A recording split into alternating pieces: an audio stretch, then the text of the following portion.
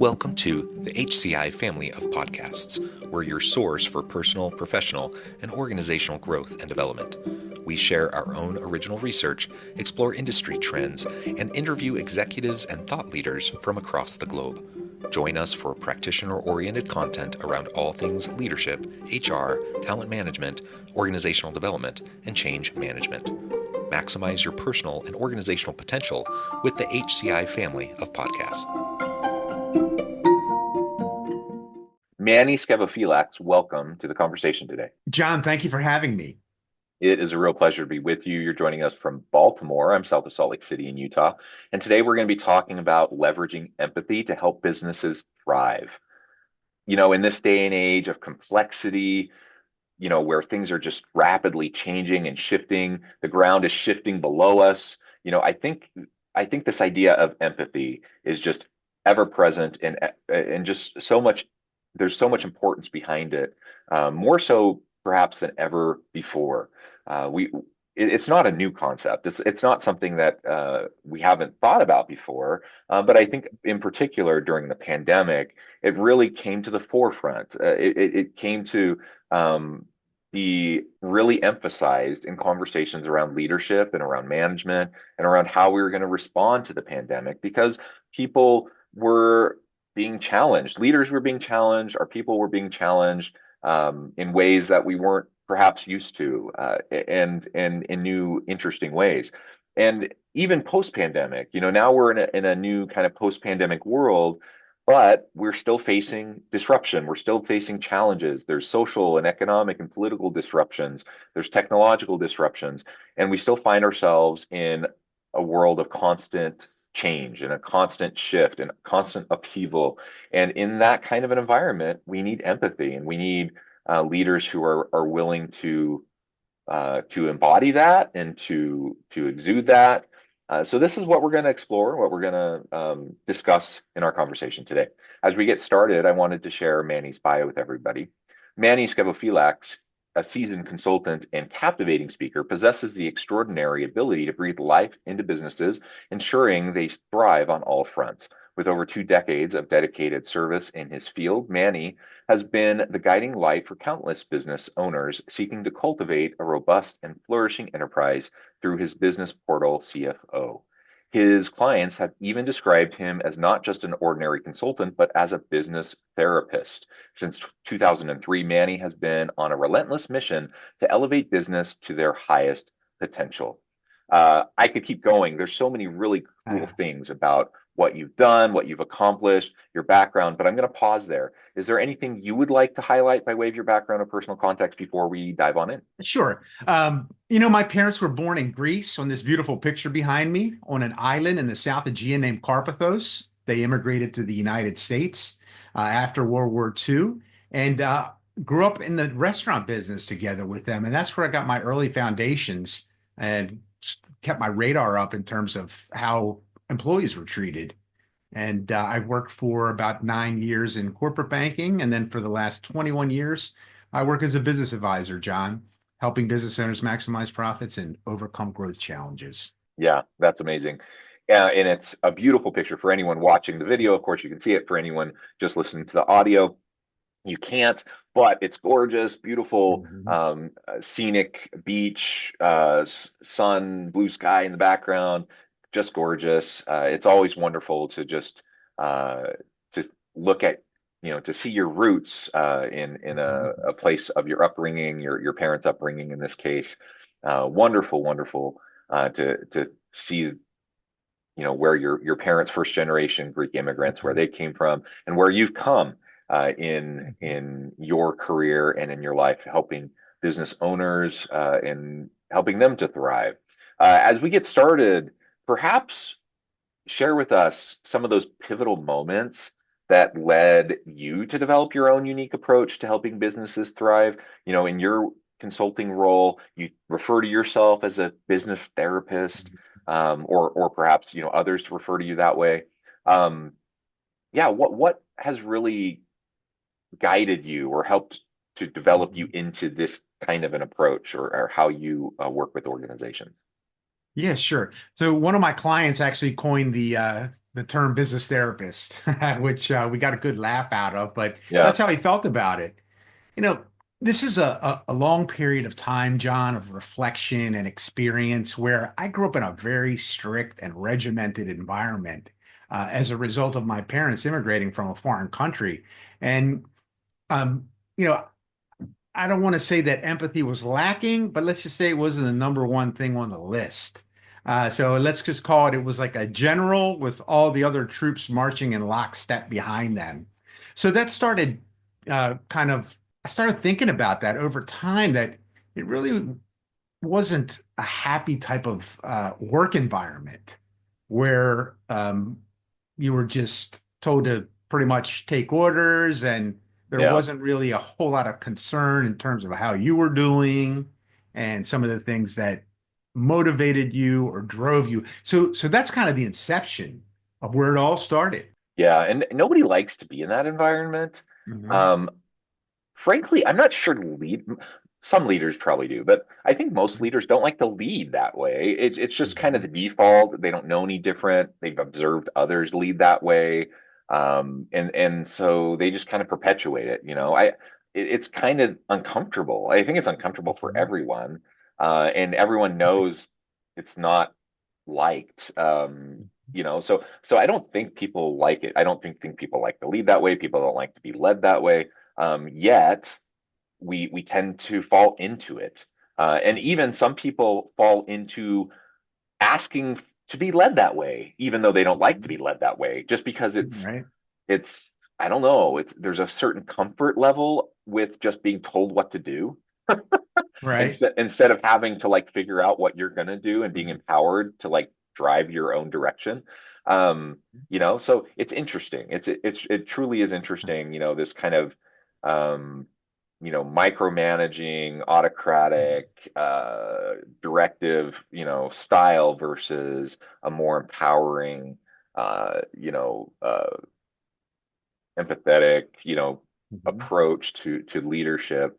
And we're in a different world today than we were in previous generations and styles of leadership. We're in a different economy. Yeah. It's one thing maybe you can get away with it in more of an industrial economy with factory workers, even though I will still argue that it's still probably not the best even in that setting, but perhaps you can get away with it more in that kind of a setting. But in a knowledge economy where you need people collaborating across silos and you need creativity and innovation and Mhm. it just doesn't work that well. Yes. And, kind of the next step for me was I started observing, recognizing that why is it that certain businesses have employees that are just absolutely happy to be there and Yeah. they speak very highly of their leadership? And why are there other businesses that their employees kind of trudge into work every day and, gosh, this is just a job? And that really piqued my curiosity. So I kept paying attention as, I went through the family business phase, then I worked for others. I work with many different clients in the bank, and I kept seeing the same thing over and over again. And we have to have structure first and foremost. I found it's very difficult to get to your outcomes without structure, but it doesn't necessarily mean you need to be, kind of having that general attitude. And I Right. found, John, that the employees that were the happiest were the ones that had an empathetic leader that Hmm. showed that they truly cared about their employees' well-being and growth. Yeah. And yeah, that's right. And even with structure, that is the difference maker, showing that you care about their well-being, showing that you Mhm. care about their growth in a genuine way, right? That you want them to develop, you want them to grow into their capacities and their capabilities, Mhm. and that you're going to support them in that you're going to help them in that development, not just you know, say those words, but you're actually going to show it, that you're actually going to create the mechanisms and the structures to help them to accomplish it. That goes a really long way. And people know the difference. People know if you're actually truly trying to support them in that. And they know the difference between a leader who is helping to develop them versus a leader who may say those words, but has zero interest in actually providing that kind of support. Yes, and I noticed that So for me, it was a difficult transition, right? Because I was used to the autocratic methods of management. And I started reading books as I was continuing my education and working. And I was reading about this concept about empathetic management. And then I started seeing these examples where a company decided to increase its growth and their star players would leave. And I was Mm. really like, boy, that's a terrible development to have put all this time, effort, and capital into developing your team members and then they turn around and leave. That caused me to want to understand why that was happening. And I found again that because I work with all different types of companies, John, that are going through rapid growth. So it creates stress in the organization. And the organizations that are more empathetic with their employees are the ones that are able to better and more efficiently handle, rapid growth strategies. Yeah, well, and the irony here, because I hear from leaders, they're like, well, if I invest in my people, if I help them develop their skills, if I help them develop, and prepare for that next step in their career, if I do that, they're just going to leave. They're just going to go, and then all of that investment is down the tubes for us, and they're just going to go to my competitor, and now, we're screwed. I hear that argument all the time. And I think, well, okay, maybe like some will, absolutely. But here's the thing. If you don't invest in your people, they all will leave. So it's Great like point, John. it's like that catch 22. So yes, some people will leave, absolutely. It's just the name of the game. And particularly in high growth areas, particularly in tech companies, that's just how it is. And I don't think there's any way around it. And in tech firms, it's kind of the expectation that you're going to be moving around at least every couple of years. And if you Right. don't, it's almost like it's seen as something's wrong with you. And so, that's just part of the game. But yeah, if you're not investing in your people, you're not going to attract good people. And if you don't, Right. if you don't work on developing your people, you're certainly going to be losing all of your good people anyways. And so you're definitely better off having a plan in place to work towards developing your people. It will help you retain some of your good people. Yes, you will still lose some of your good people, absolutely, but you would have lost them anyways. And you will be able to retain some of them because of your investment in them, and that will pay dividends for your company. So, anyways, I get it. I get it's hard. I get it's frustrating to invest in someone and then to see them go. But you have to think of it from both sides. Yeah, very well said. One other thing that popped up on me was, and this is earlier in my business advisor career, I would go in and now, of course, I've drank the Kool-Aid myself, and I understand why it's important to be empathetic and to be patient. And I would just ask the business owners, hey, what are you doing along the lines of taking care of your employees? And they would kind of get a little surprised. They're like, you're here to kind of look at the economics and efficiencies of my business. Why are you asking me about the treatment of my employees? And I Mm, would tell them because you're making this massive investment in here, and it doesn't yeah. matter how great the economics are, if you don't have the quote unquote, people that want to be here to execute, you're not going to get to your outcomes. And it was a real eye opener for them. And it's kind of mind-boggling to me. It's like a duh moment. Like like of course, like what do you think? Of Mhm. course you need, good human capital. You need good people in order to help you drive and implement and bring value to the market. Of course you need to be able to do that, but sometimes people really do need to be reminded of that fact because they get so caught up in all of the other facets of the business. And I get it. There are all these other areas that you absolutely have to focus on, but it is the people that are going to actually do the creating, that are actually going to do the producing, that are actually going to interface with the customers, that are actually going to bring the value to the market. So you cannot ignore that. And you have to have good people. You can have the most amazing product. If you don't have good people to do that interface, it's going to get lost, right? You have to market it, you got to sell it, you got to bring it to the market, otherwise it's going to get lost. So absolutely, absolutely. Okay, so let's talk a little bit more about some of the essential components that are needed for businesses to thrive, particularly in this rapidly changing business environment. Mhm. Things are shifting around us constantly. I mean, it's hard for us to plan. We used to talk about 5-year strategic plans. I mean, Mhm. those are so obsolete because, I mean, I can't even imagine trying to think about what things will look like 5 years from now. Mhm. Trying to think about what things will look like a year from now is so hard, because things are shifting so fast. So, like, what are you seeing as those most essential components as things are rapidly shifting around us? I would say after making sure that the your communication is clear with your Mm, employees, because I found that mm, there's a mismanagement of expectations sure. between the Yeah. leadership and what that employee is thinking. So I highly recommend that you give your employees three outcomes that you want from them every month, so they know exactly what you're expecting of them. And then I recommend to the business owner to um, keep their eye on their financial results and stop every month, at least for an hour. Because that's another one of those things, as you mentioned, there's so many hats that they're wearing at the executive level that certain things fall by the wayside. And one of them is a boring financial review. So those financial pieces, absolutely. Other Yeah. essential components. I would say to keep try to create reasonable goals for yourself in terms of the growth. What may be reasonable for John is might not be reasonable for Manny. Different types of people, different types of businesses. We have to remain cognizant that the faster that you want to grow, it's going to create more and more stress on your organization, and you have to make sure that your organization is able to handle it.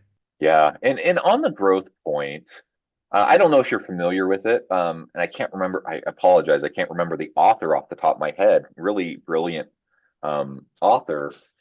A book that came out several years back called Donut Economics. Um, I don't know. brilliant analysis, and essentially it's challenging this notion that I think is super common, especially in the Western world. This notion that we constantly have to be growing, and it certainly is common, right? We always talk in Western culture. We always talk about in business, if you're not growing, you're dying, right? That's the phrase.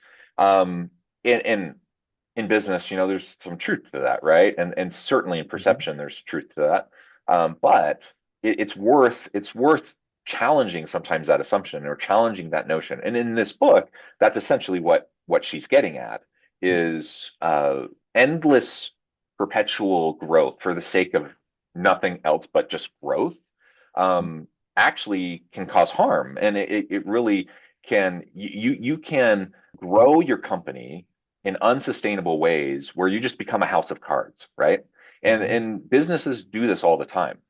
Economies, like countries, do Mhm. this with their economies all the time.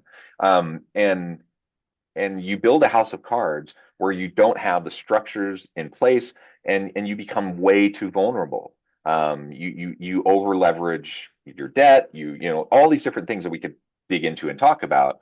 So growth is good. Growth is great, but you got to do it in a smart way, and you don't want to do it in an unsustainable way. And sometimes dial it back. Like, it's okay Yeah. to dial it back, and sometimes it's okay to just maintain where you're at in order to be sustainable and in order to Mhm. be healthy with where you're at, right? So, anyways, that's the point I'm making, in relation to what you just said. That let's be thoughtful, rather than Mhm. just constantly trying to plow forward. We see sometimes companies, sometimes CEOs getting into trouble with unethical behaviors as well, just because they're constantly trying to push forward with this ongoing drive for growth when they're not really capable of doing it in a sustainable way.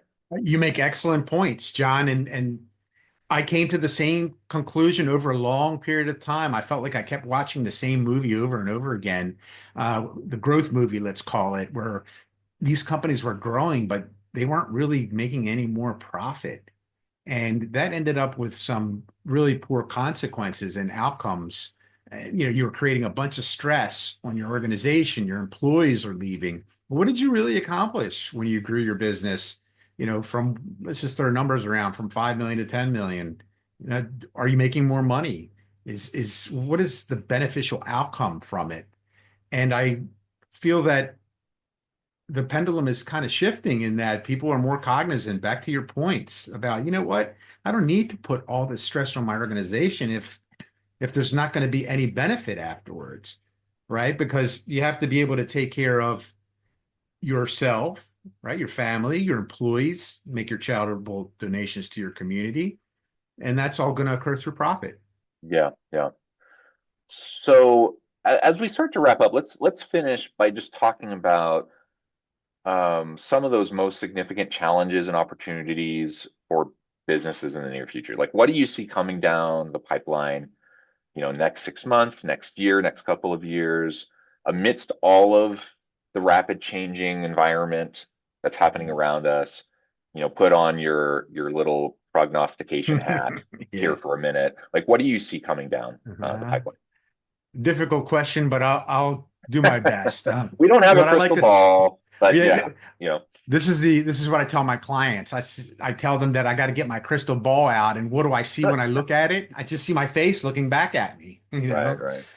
But what I see is a continuation of costs continuing to go up, right? Yeah, yeah. Due to the economic environment that we're in. We're seeing costs across the board, which, back to your point, is going to necessitate some level of growth on the top line because your expenses, your payroll expenses are going up, your overhead expenses, the cost of energy, et cetera.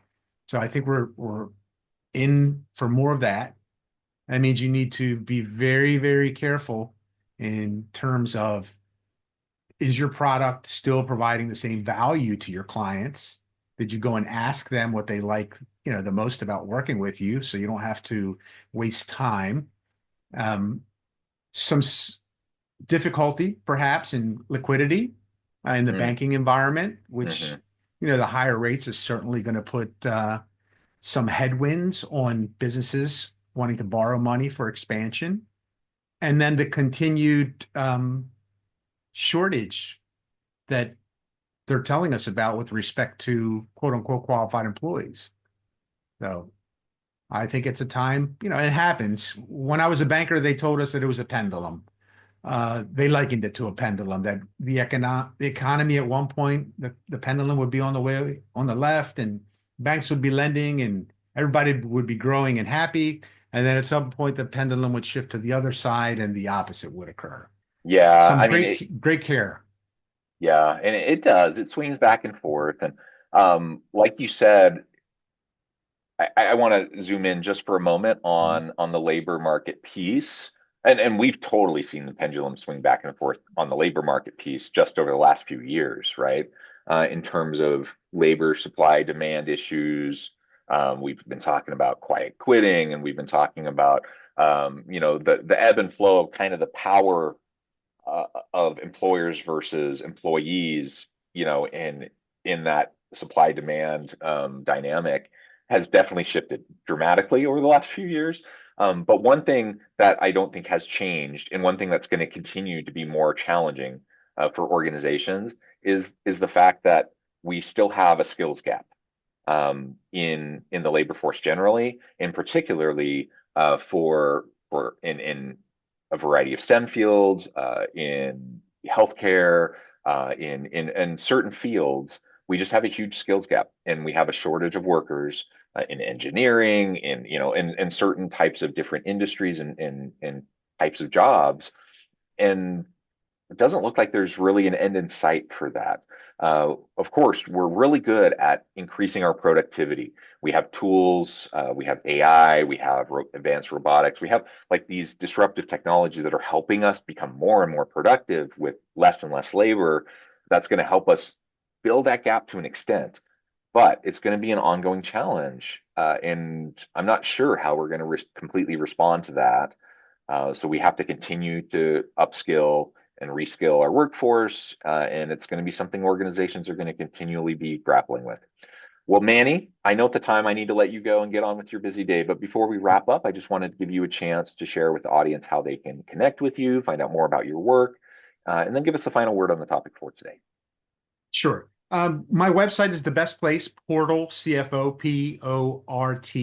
CFO.com, has a lot of interesting information. I also wrote a book, John, that was published by Taylor and Francis, Ultimate Profit Management, Maximizing Profitability as You Grow Your Business, which I feel very blessed that I've been able to take the blueprint that I learned from my teachers and mentors to give a set of tools and a guide to business owners to be able to focus on profitability as we discussed as they grow. And I think Awesome. it's just a time for just great care and minding the store and taking care of the team with empathy. Well said. Thank you so much. I encourage the audience to reach out, to get connected, find out more about what Manny can do for you. Check out the book. And as always, I hope everyone can stay healthy and safe, that you can find meaning and purpose at work each and every day. And I hope you all have a great week.